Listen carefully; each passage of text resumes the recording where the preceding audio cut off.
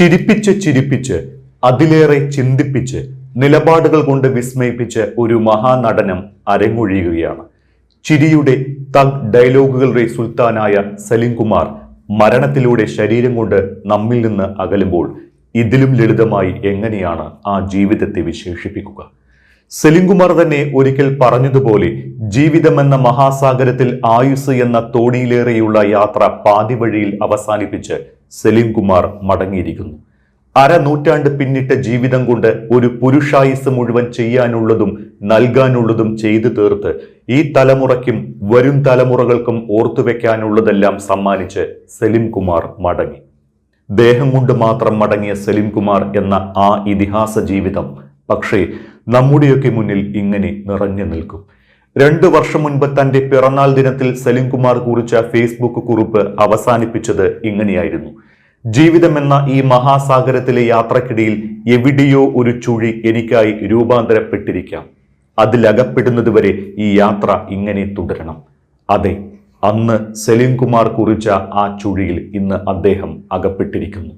2 വർഷങ്ങൾക്കിപ്പുറം മറ്റൊരു പിറന്നാളിന് കാത്തു നിൽക്കാതെ ചിരിയുടെ നടനത്തിന്റെ ആ രാജകുമാരൻ അരങ്ങൊഴിഞ്ഞിരിക്കുന്നു.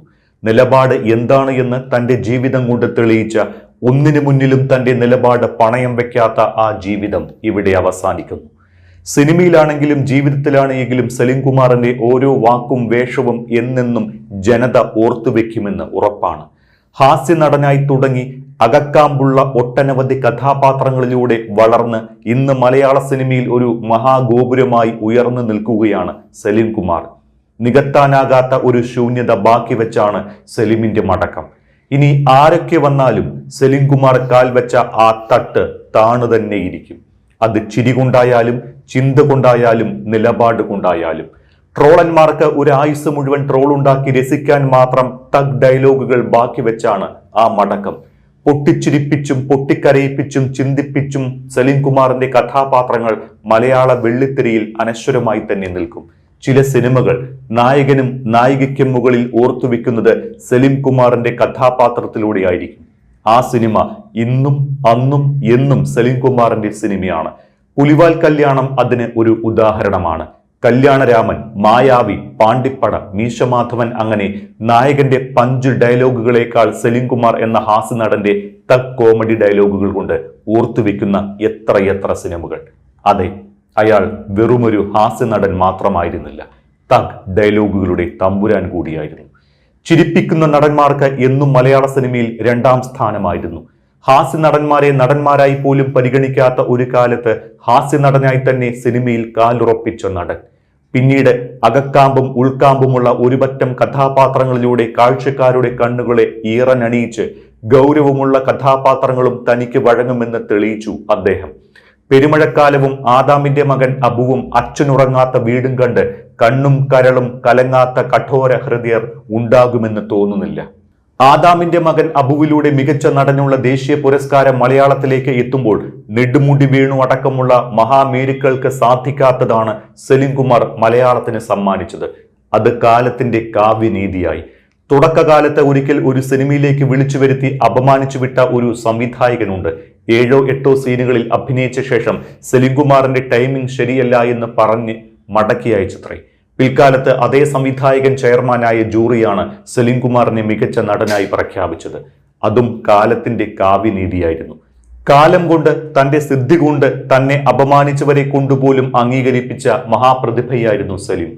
തലമുറകളോളം ഓർത്തോർത്തു ചിരിക്കാവുന്ന ട്രോളുകളാകുന്ന ഒട്ടനവധി ഡയലോഗുകൾ മലയാളിക്ക് സമ്മാനിച്ചാണ് സലിം മടങ്ങുന്നത്.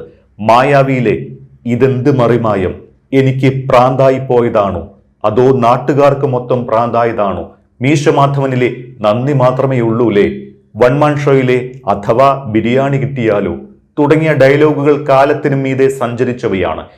എഴുതിയ ആളെ മറന്നാലും സിനിമയുടെ പേര് മറന്നാൽ പോലും സലിം കുമാറിന്റെ ഡയലോഗുകൾ അവിടെ തന്നെ കാണും. അവന്മാർക്ക് ചേഞ്ച് വേണമത്രേ, ചേഞ്ച് കണ്ടാൽ ഒരു ലുക്കില്ല എന്നേ ഉള്ളൂ, ഭയങ്കര ബുദ്ധിയാ, കൊച്ചി എത്തി, അയാന്തി സോറി അളിയ, അയാന്തി സോറി പോലുള്ള ഡയലോഗുകൾ ഒരിക്കലെങ്കിലും പറഞ്ഞിട്ടില്ലാത്ത ആളുകൾ കുറവായിരിക്കും. അതായത് സലിം കുമാറിന്റെ കോമഡി ഡയലോഗുകൾ നമ്മുടെയൊക്കെ നിത്യജീവിതത്തിന്റെ ഭാഗമായി.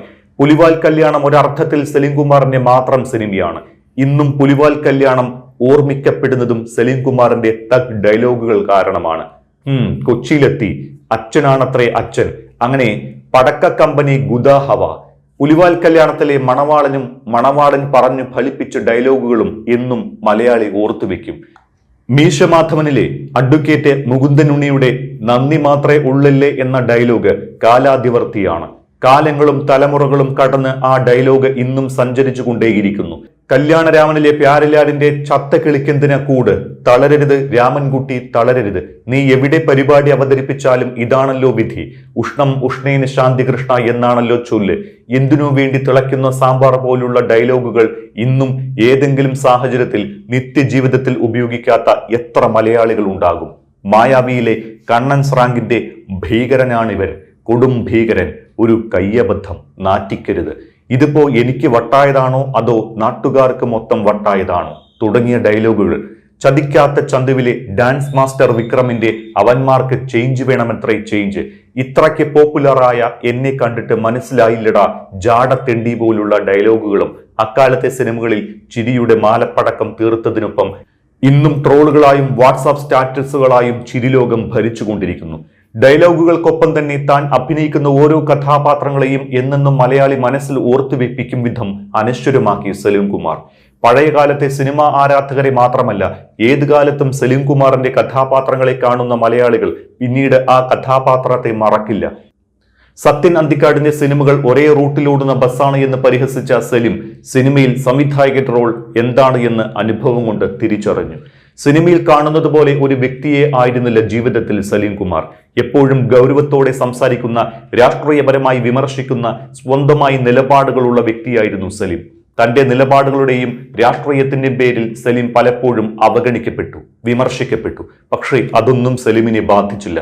തെറ്റാണെങ്കിലും ശരിയാണ് എങ്കിലും മനസ്സിൽ തോന്നുന്നത് വിളിച്ചു പറയാനുള്ള ആർജവം എന്നും സലീമിന് കൂട്ടായിരുന്നു.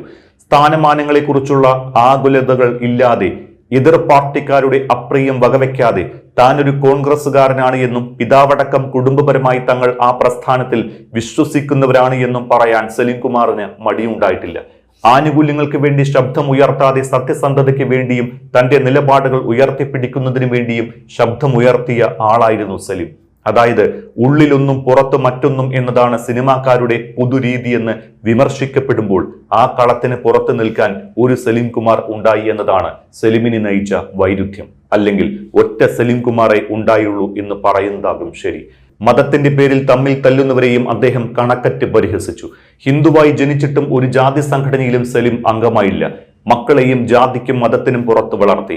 വിവാഹം നടക്കുമ്പോൾ സമുദായ സംഘടനയുടെ പട്ടികയിൽ ഒപ്പുവെക്കാൻ മാത്രമാണ് ജാതി എന്ന് തുറന്നു പറഞ്ഞയാളാണ് സലീം കുമാർ. മകൾക്ക് ഇത്ര പവന്റെ സ്വർണം കൊടുത്തു എന്ന് അതിൽ എഴുതി ഒപ്പിടണം, അതൊരു തെളിവാണ്. ഡൈവേഴ്സ് ആകുമ്പോൾ തിരിച്ചു കൊടുക്കണമല്ലോ.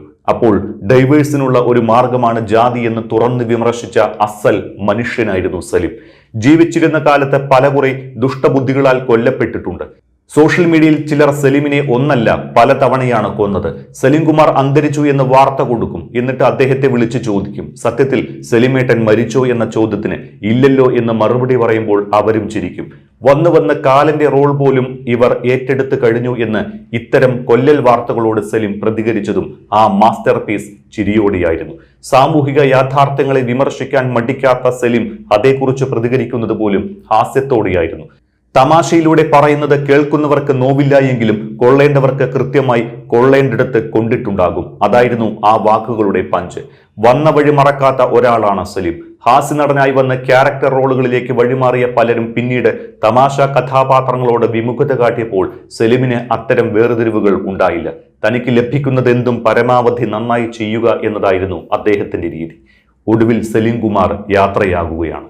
മുൻപ് പറഞ്ഞ ജീവിതമെന്ന മഹാസാഗരത്തിലെ ചുഴിയിൽ നമ്മളെ കൂടി അകപ്പെടുത്തിയാണ് ആ മടക്കം. ആ കഥാപാത്രങ്ങളിൽ നിന്നോ ഡയലോഗുകളിൽ നിന്നോ തഗ്ഗുകളിൽ നിന്നോ നമ്മൾ മലയാളികൾക്ക് ഇനിയൊരു മോചനമുണ്ടാകില്ല. ജീവിതത്തിൽ ഒരു ദിവസമെങ്കിലും ഒരു നിമിഷമെങ്കിലും സലീം കുമാറിനെ ഓർക്കാത്ത ആ ഡയലോഗ് പറയാതെ നമുക്ക് കടന്നു പോകാനാകില്ലല്ലോ. അതെ, ദേഹം മാത്രമേ യാത്രയാകുന്നുള്ളൂ. ദേഹി ഇവിടെ തന്നെയുണ്ട്.